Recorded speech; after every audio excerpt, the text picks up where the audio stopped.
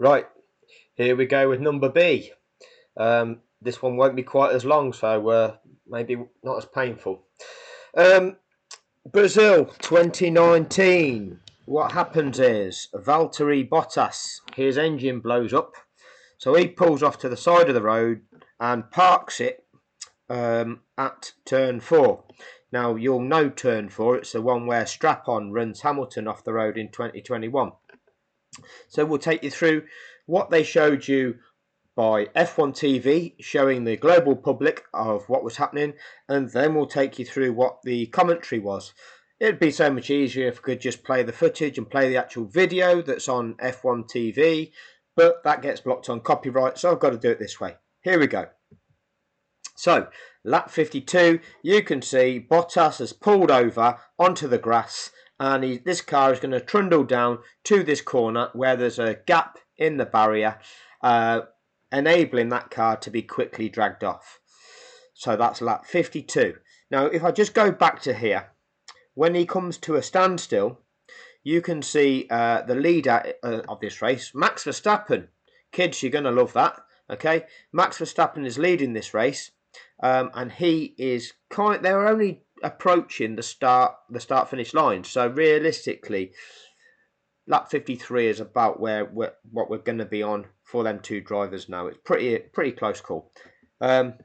So lap 52, and then they show you, and you can see it's changed here now to lap 53 of 71. And this is where Bottas has parked it. This is the close-up, all being shown on the TV. And then this gives the aerial view of that corner.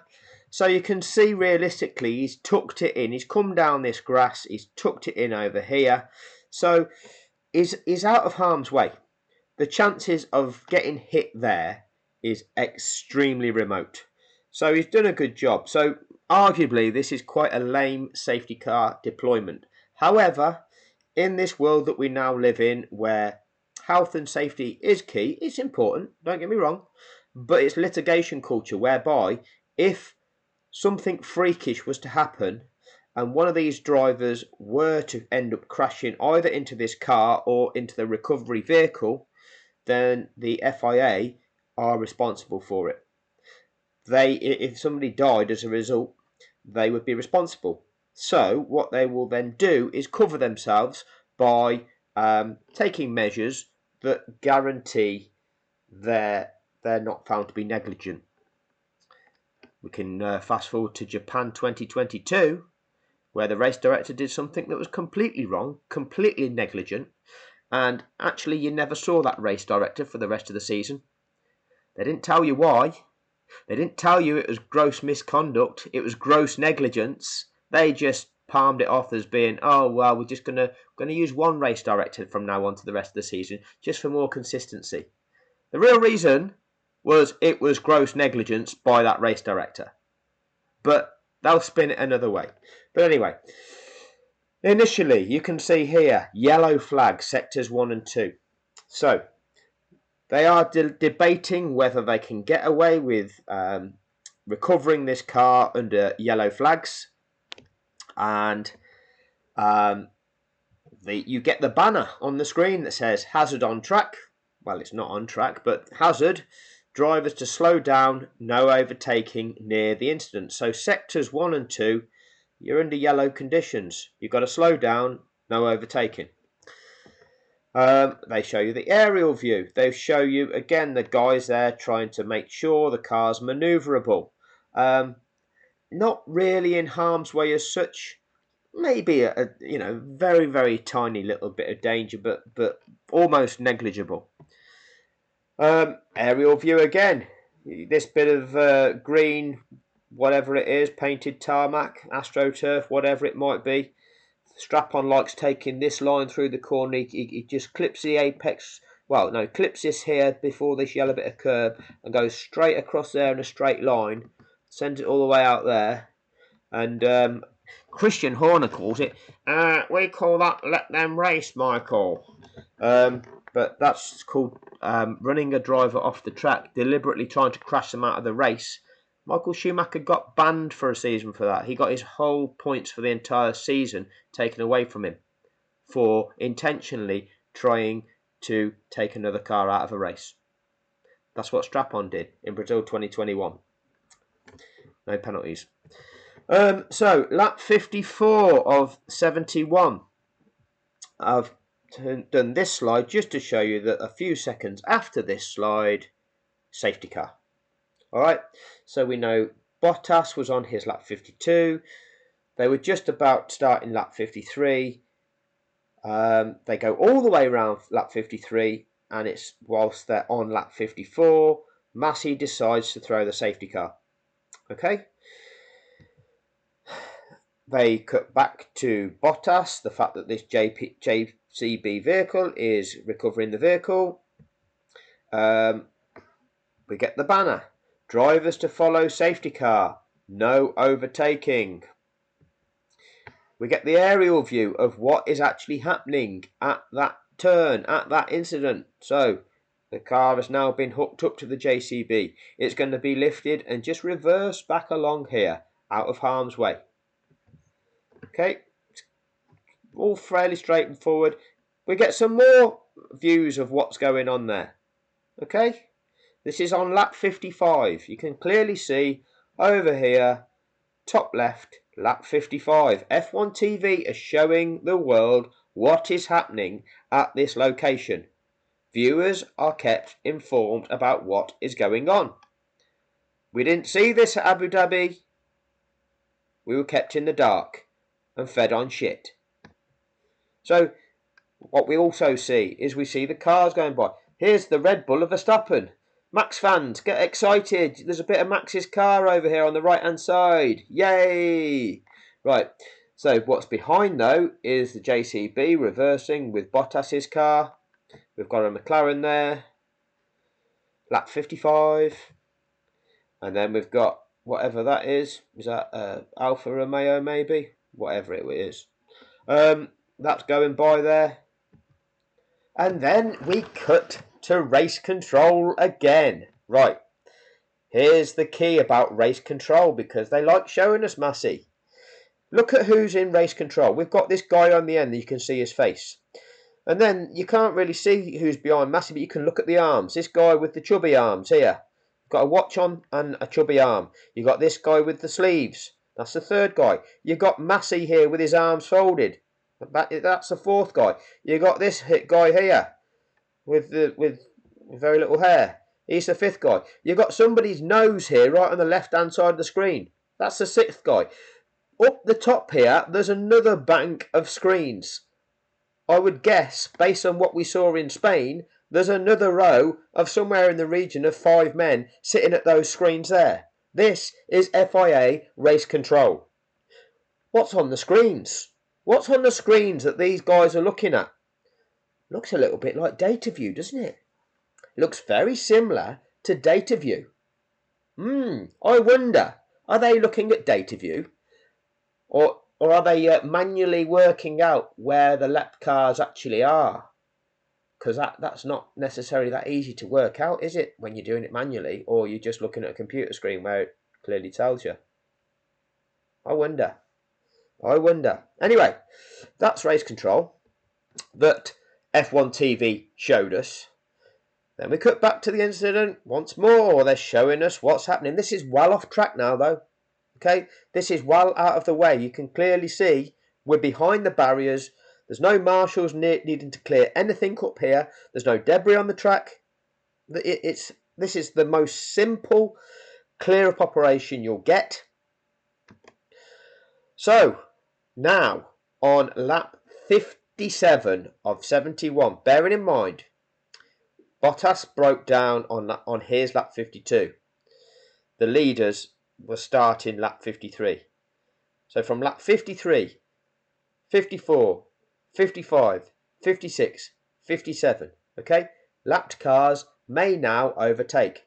And the list of cars, all of them that have been lapped, are there. Lap 57, end of lap 57. What you see is you've got the safety car in the middle of the screen. Behind him is Lewis Hamilton, who's currently leading because Verstappen pitted for fresh softs and is now in second place. The car that's crossing the start-finish line is George Russell, who happened to be the last lap car. You'll see on the running order there's Robert Kubica. He's been lapped twice. They're not going to allow him to go twice around the track. Effectively, if you've been lapped twice and you're that far behind, your race pretty much is over. But you'll get released one lap. In the on-track order, George Russell was the last of those cars that needed to unlap. So he's unlapped prior to the start of lap 58, which means lap 58 is the mandatory safety car lap, and they can go racing again on lap 59. What happens? Lap 59. Well, we're on lap 59. We're not racing. We're on lap 59, and then we get the notification it's ending. Look at where they are on track of you. They're at turn 5 on lap 59. So rather than go start racing again, what MASI's doing, it's the second safety car lap. He's done the mandatory one, which was lap 58, and now he's used 15.3 again. He's used his discretionary use of the safety car to keep that safety car lapping, to ensure sporting fairness to all competitors, to give them the opportunity to catch the back of the track so that that race can restart in the correct order and all cars nose to tail. That's the way the safety car situation works. It's not made up. This is what happens. This is what MASI knows. He's gone over and above just applying the normal safety car rules. He's done the process. He's done the unlapping procedure. But rather than just immediately jump to resuming racing, he's looked at the situation. He's acknowledged that some of the competitors have been disadvantaged and their races have been skewed by the safety car deployment, and he has kept the safety car lapping for a further lap in order for them to catch the back of the pack. This is the second time he's done that. I've showed you that he did that at Spain 19. Now it's Brazil 19. There's going to be more. Tune in. This doesn't stop here. Okay? So, and at the end of lap 59, safety car ending, and we get the banner. Hazard is now clear. Racing to resume at the end of lap. Did we ever see the banner? Lapped cars will not be allowed to overtake. No, because it's not an authentic banner. It was made up entirely for Abu Dhabi 2021. So if I just actually go back to the tracker view, just to explain something at this point. So, just to again help people that are a little bit slow on the uptake. Max Verstappen is the race leader. Lewis Hamilton, I'm going on this straight at the top of the screen, start finish rate. Race leader Max Verstappen, Lewis Hamilton second. If we look down this list here, Sebastian Vettel is third. Okay, let's look on track. Behind Hamilton is Pierre Gasly. But if it's not Vettel, then that means Pierre Gasly has been lapped. Okay? And Vettel in third is actually all the way back here at between turns 10 and 11.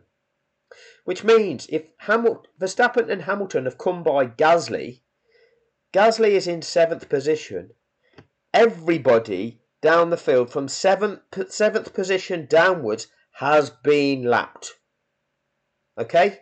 So the only drivers that are on the same lap are Vettel, which is here, Leclerc, which is here, Alex Albon, which is at turn 6, and Bottas, who we now know is out of the race. So with Bottas being out of the race, Pierre Gasly is now in 6th position. Right? 6th position, but been lapped. How many championship points do you get for 6th position? Is it 8? You get 25, 18, 15, 12, 10, 8. Right, so he's currently on course for 8 points. But he wants the opportunity to challenge for a higher position. And those cars behind him are going to be challenging him. They've all got to be given that same opportunity. These are World Championship points. This is a season-long campaign where you attend every single event and compete. And what you do, you pick up as many championship points at each event. You add them together, and whoever ends up with the most points at the end of the season is the winner. Everybody matters at every event. That's what the sport is. That is what the sport is. Anyway, I'm now going to take you through what Brundle and Crofty told us at Brazil 2019. Valtteri Bottas slowing down. We saw the smoke coming out of the back of his engine, and it's going to be a terminal problem for Valtteri Bottas as he retires from this race. And how sensibly will he park that car? Will we need a virtual safety car? Will we need a safety car indeed? He's done a very good job indeed there to keep it going, trundle down, find the gap in the fence and park it off the track. Yeah, he's out of the firing line then. So even Brundle knows that he's out of the firing line and it's not really a problem. It shouldn't really need a safety car, but as I say, in today's day and age, they are extra cautious. Let's face it, we don't want to see anybody die, whether that be drivers, whether that be marshals that are there at trackside. We don't want to see that. So it's better to be safe than sorry. However, in Formula One, it does appear that they're using the safety car in a far greater abundancy than ever before, because it does inject fresh drama into races. By bunching, you get 30, 40, 50 laps into a race when everybody's spread out and has earned and gained these advantages over all the other competitors that are racing. And then they just decide that all them advantages, everything you've worked for, is just going to be scrapped. And we're just going to restart the race like the race start again. Is that really fair? Is that fair in terms of everything you'd worked for 30 or 40 laps of a 50-lap race all wiped out? Well, the answer is no, but that's the rules. There are better alternatives. That's it. At the moment, this isn't the place for discussing that. This is just showing you what Michael Masi knows, what Masi does. Okay, this is his conduct. This is what he has demonstrated. He is aware of these. This is his decision making. Okay, and this is building to this notion of proving that this was no error in Abu Dhabi. This was no error, but this is going to be proved in several stages. Okay, and Brundle and Crofty know as well. This is because of a power unit problem, and they can just push that Mercedes back through the gap and get it out of the way. Surprise. So that's what they thought could just happen, but it doesn't actually happen like that. So he is out of the firing line there. He's out of the way in a very sensible way that he has parked it. Hamilton getting ever nearer to Verstappen while we're watching this and getting. So you can see Hamilton and Verstappen, they're this far around the lap on their lap 53, 54, no, 53 this is. So Verstappen and Hamilton now on lap 54. So this is lap 54. Listen to what they say. Keep you posted if anything is said. Valtteri Bottas stands by the side of the track, watching his teammate go past in hot pursuit of Max Verstappen. I'd be inclined to just leave that car there and not put people out, actually. Safety car, full safety car. So, remember, Verstappen and Hamilton were pretty much crossing the line, starting their lap 53 when Bottas had pulled over. They completed lap 53. This is lap 54, so they've gone well over half the way round lap 54. So they've completed 1 lap and 2/3 of a lap before the safety car is even deployed. All right, the safety car will be deployed and will pick them up around about turn 2 when they come round on what will be lap 55. Well, well, well, safety car. And this could make things very interesting indeed in this race, as the pack will now concertina together. And because Valtteri Bottas had an engine problem and pulled over to the side of the track, well, the race control, the race director has thought, well, we need a safety car here, so no overtaking, everyone concertinas together. What does now this mean? And a cheap pit stop for anybody who needs to come in now. You only takes you about 11 seconds to stop. Box, opposite Verstappen. So if Verstappen comes in, you stay out, and if Verstappen stays out, you come in. Okay, what we're going to do is switch to data view. When the internet speeds itself up, I might need to pause this 2 seconds, and we're back. So here we go, data view. And if Verstappen stays out, you come in. So Ted Kravitz, you're going to see one of these two cars, possibly it's Verstappen coming in, Ted. Verstappen So pits and drops down to second. Going to put a set of soft tyres on, and then he's going to be very quick. It's only 11 seconds. Verstappen can make that time back. So this is a gift to the likes of Leclerc, who can put fresh tyres on. Roman Grosjean, who is being chased down by loads of other people on trying to make a one-stop race. That's going to be a gift to him. I think Lance Stroll Norris pitted. Well, as I see, Stroll pitted. coming in on those soft Giovinazzi tyres. moves up a place. They're going to pit as well. So it's really helping a lot of the midfield runners. Perez moves see up. Hamilton and Ricciardo Verstappen moves up. Max is now going to chase him down. Did you not think that was slightly pot and kettle calling black with Verstappen saying that Lewis didn't slow down enough for yellow flags? I thought he'd learned his Magnussen lesson well from picks. Mexico, Ted. Don't be a cynic. But on the restart, Max has got a lot of cars in front of him. Grosjean, Gasly, in fact, no, just 2 cars between him and Lewis Hamilton. So Leclerc there's Valtteri pits. Bottas' car getting winched away. Michael Massey, the race director, in the background there, with his hair getting ever greyer, I'm sure. As in comes Charles Leclerc for his pit Albon stop. moves up a The key place here is while that Leclerc's in the lapped pit. cars, Martin, can unlap themselves. So if there are a few cars in between Hamilton and Verstappen on the track, I think most of those are lapped cars and will get out of the way. So on the restart at the moment. Okay, so you can see what goes on data view. All right, you can see that is what is going on. It's quite easy to monitor, but you can also see 6th position, Pierre Gasly, +1 lap. And everybody from 6th downwards has been lapped. Kubica lapped twice, which will get one of them laps back. All right, that's the way it will be.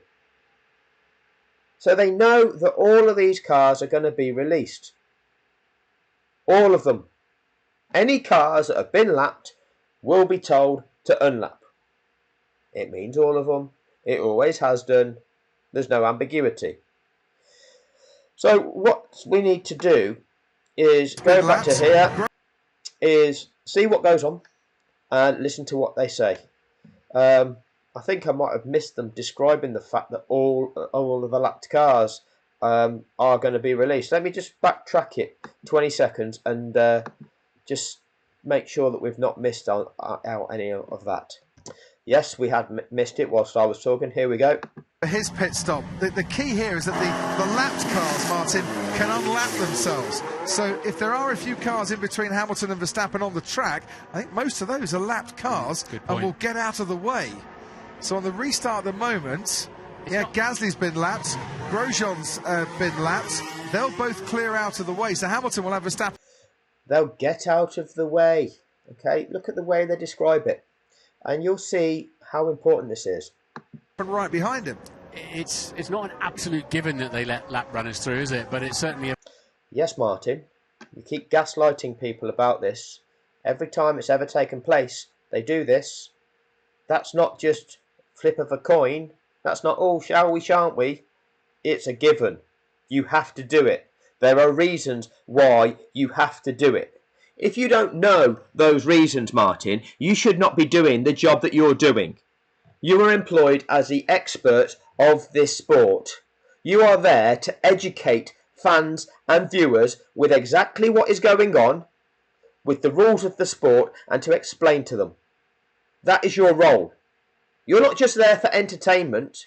You're not just some nobody. You're somebody that's been a driver for 12 years and a pundit stroke now expert there for 26 years at the point Abu Dhabi happened. 26 years of informing the viewers of exactly what was going to be taking place, because you have that level of expertise. If you don't know, you shouldn't be doing it. And if you do know, you shouldn't be lying about it. Why would you be lying? You'd be lying if you're paid to lie, because you are actually presenting an agenda. That's exactly what you're doing. So, you wouldn't have somebody being a football pundit or football commentator going, oh, well, yeah, don't really know there. Don't really know what the offside rule's all about. I think sometimes the referee can blow his whistle if he wants to, but it doesn't necessarily have to. It's, you know, sometimes they do some... Shut up! It doesn't happen. You've got that level of knowledge where you tell the fans what is going on. It applies to every sport that you will watch. You don't have some nobody that doesn't know what they're talking about. Available. It's at the discretion of the 9 times out of 10. MASI that they, yes, as you say, they. It's not at the discretion. It's once it is safe to do so, the message lapped cars will be allowed to overtake will be sent via the official messaging system to all competitors. Okay? That's not discretionary. That's what the rules say. It doesn't say discretionary. It says if it is safe to do so. So if it's safe to do so, that's what you do. And if it's not safe to do so, you don't. But if it's not safe to do so, you don't go racing. Because if it's not safe to release a car that has been lapped, how on earth can you deem it safe to actually start racing? Use your brains. Stop trying to manipulate words to try and twist it as though, oh, well, it doesn't necessarily mean that. Of course it means that. Of course it means that. Usually do.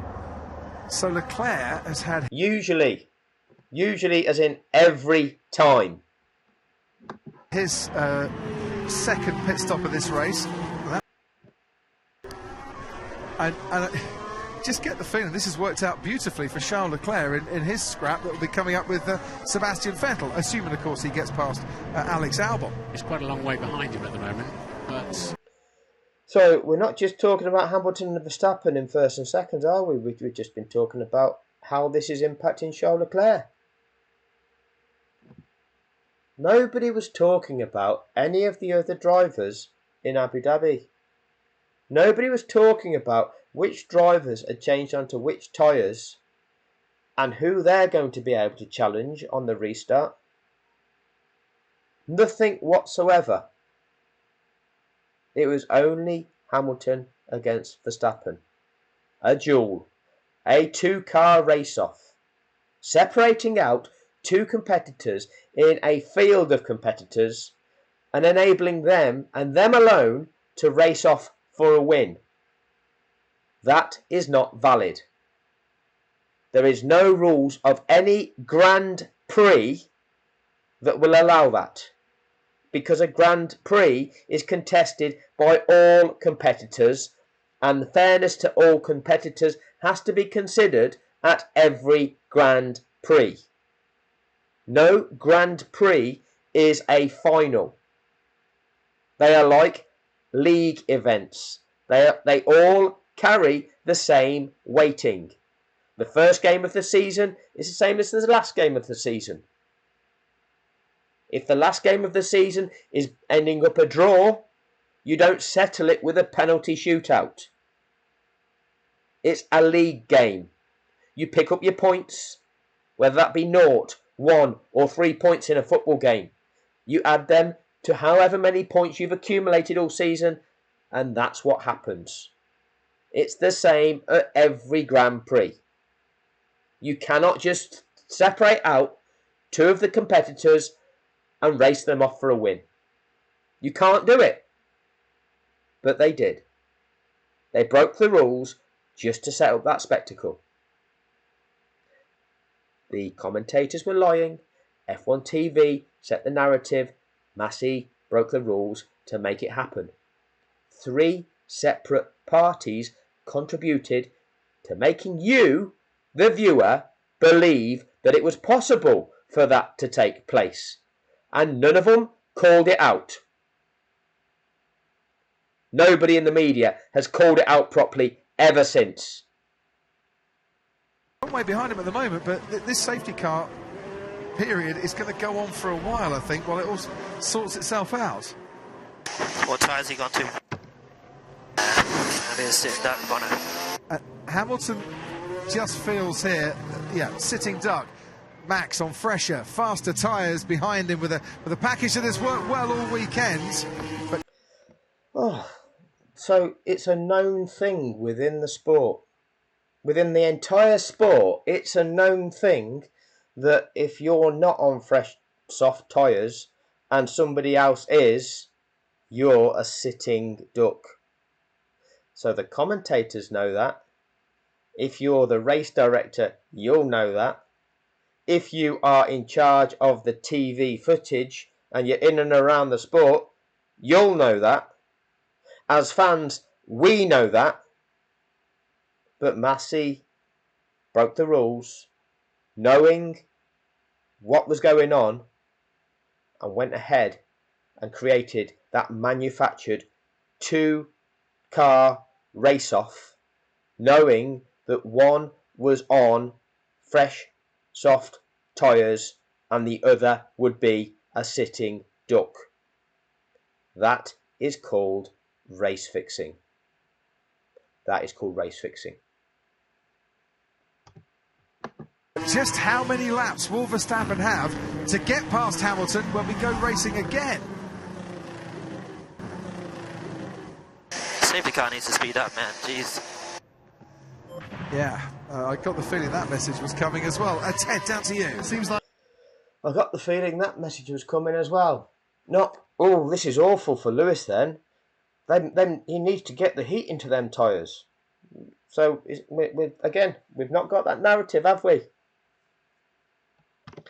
So, we are now on lap 57. And you hear this.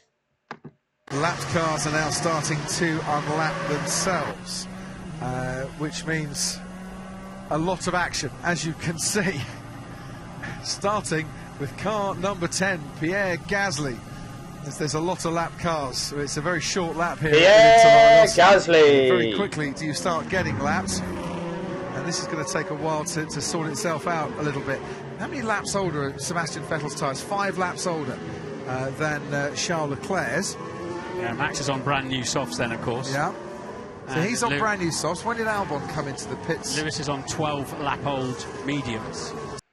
So we're on 12 lap old mediums, and Max is on fresh softs, and you know that Lewis will be a sitting duck even on 12 lap old mediums. So what does it make him if he's on 44 lap old hards? Even more of a sitting duck? Dead in the water maybe? So he'd only just come into the pits, Albon as well. Is there a danger here, Martin, that Lewis Hamilton is under threat from Verstappen, Vettel, Albon and Leclerc towards the end of this race? Could be. Yep. So this is on mediums. This is how much of a disadvantage tyres can be. Leclerc's got to pass Albon first before he can get to his teammate, but Vettel's sitting there as well, exposed, isn't he? Albon was unlucky because I think he did a green flag pit stop, didn't he? Yes, he did. But they've all concertinaed up. I guess when you put the full safety car out, and when you put the full safety car out, it means there are periods of time when the pack are all round the other side of the track. And if you want to clear a car away, whereas a virtual safety car, they can keep coming round all the time. It was a difficult call, but that car was out of the firing line. You couldn't hit that car there, but I guess leaving a stranded car on the side of the track is not really very Formula One, is it? No. So as I showed you in the on the screenshots, Russell has now passed the leaders and will be passing the safety car, which means all of the lapped cars have been released on lap 57. Lap 58 is the mandatory safety car lap. We can go racing on lap 59. There's the Williams of George Russell unlapping himself, and with Russell now doing that, that means that all the lapped cars have unlapped themselves. But Pierre Gasly is just going through Lorania, the little pine tree at turn 8, while Charles Leclerc is going through turn 1. So there's a massive gap for the pack now to catch up with the top 6 who were all running on the lead lap. So that safety car, Martin, could be out for a couple of laps longer, do you feel? What's this, Crofty? This safety car could be out for a couple of laps longer. What are you telling everybody? Are you telling the world that you know that the race director might keep the safety car out there for even longer than the mandatory period to enable these to catch up? You're going to word it a different way now. You're going to say, because you need them fully out of the way so they don't interfere. But you've just said that this safety car period may be prolonged. Yeah, if they're going to let them get all the way back round to the back of the pack, yeah. And I kind of think they need to do that because it's such a short lap here. Yeah. What you don't want is... You kind of need to do that for sporting fairness to every competitor. Teetering up and then interfering with the race leaders in about 10 laps time. You don't want any of these interfering with the leaders in 10 laps time, okay? So you don't want Pierre Gasly and everybody down here interfering with the leaders in 10 laps time. And who are the leaders? So you're saying the leaders are these 5 cars here: Hamilton, Verstappen, Vettel, Albon and Leclerc. You don't want any of these people, Gasly downwards, interfering with them. Okay. If that makes sense. I know we've only got 71 laps here, but I mean, the key is that they then don't interfere with the race for the rest. That's not the key. That's not the key. Rest of this race. And because they'll all be scrapping away for points as well, and it's only fair that they can then run their race. They're about a half a lap ahead now. Yeah. So I think... I would imagine in a couple of laps' time the safety car will go, and it's what the 12th time we've had a safety car affected race here at Interlagos. Safety car is remarkably fast for a road car. Why does it need to be a road car? Because it's got to be on the key. Waffle. In any conditions, wet or dry, on a set of tyres that are suitable, with enough fuel to take this lot around for a good while. The safety car's got to have enough fuel in it. Oh, okay. That's why it's got to be a road car, is it, Brundle? Christian Horner on the Red Bull pit wall. Good news or bad news, this safety car, and why did you decide to pit? Don't listen to that sausage. Right, start of lap 59. We're about to go racing again. To the end of the race. And the end of the race, he's going to have... What? We've just completed the mandatory safety car lap. What's happening? A chance to get past Lewis, but surely you're going to have to be watching as well for Vettel, for Albon, Leclerc. Oh, we're still on the old radio to Horner. Aren't we talking about what's happening in the race? Could be a grandstand finish, this. Oh, a grandstand finish! Amazing. It's going to be a big one. So yeah, you know, we've gone for it. As I say, if we'd have stayed out, they would have pitted. We elected to take the aggressive approach, so we'll see what we've got to the end of the race. Thanks ever so much, Christian, and good to have you with us this weekend. As always. How old are my tyres, man? Are we not racing yet? I don't know if I'm going to be able to keep them behind. So they're 15 laps. Safety car coming in at the end of this lap, so he's going to have 12 laps or so to try and survive this. It's kind of... So safety car in at the end of this lap, so this is the second lap beyond the lap on which the lapped cars were released. He's done the mandatory one, and now he's doing this one. This is your 15.3, for those that want to keep quoting the rules. This is the point of 15.3. This is the race director's overriding authority. This is his discretionary use of the safety car for the purpose of either safety or sporting fairness. That's what it's for. Of all doom and gloom in Lewis Hamilton's head, but that's understandable given the position he's now in. Verstappen and the Red Bull have just had the raw pace today to put themselves in this strong position, but it's not done and dusted yet. But Lewis is definitely having a glass half empty day. Which could all change if he's on the top step of the podium at the end of this race. Max Verstappen is as keen as a young Cocker Spaniel behind him there to get going. And you really do need to... Okay, we've now got the safety car, Snake, all formed up and we're ready to go racing. Okay, but remember, now that they're all formed up, what's so good about it is that those top 5 can have a good race, and at least those lapped cars can't interfere with that race, okay? Because the last thing we want is any interference. Well, we've got past Timo Glock in 2008 and Junsao to get past Gasly. The checker flag is out. The Brazilian Grand Prix goes to Max Verstappen. A year after he finished second and had it taken away in his redemption day, Hamilton fights Gasly to the line. Gasly comes home to take second place by less than 1/10 of a second and win his first podium in Formula One.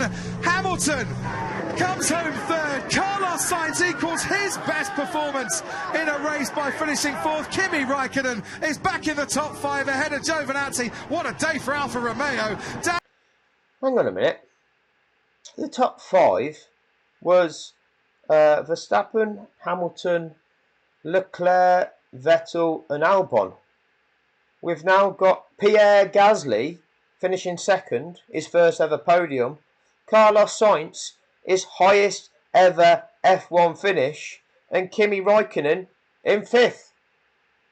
What's going on there? I don't think they were allowed to interfere. Brundle and Crofty live this. They can see the implications of this. They commentate on it, they narrate it, they talk about it, they see it happen, and yet they still lie to viewers about what the purpose is for. Wake up, people. Wake up. They're lying. So once again, this is a second example, and there's more to come, of what MASI has done when controlling the use of the safety car. Why has he done it? He has done it in the knowledge of affording sporting fairness to all competitors in that race, because he knows the implications and he has seen what it does to the chances of every competitor in that race. When you know the rules, when you know the implications, and you then break the rules, you know the implications of that. You don't make that mistake and not know what it's going to produce. Lots more to come.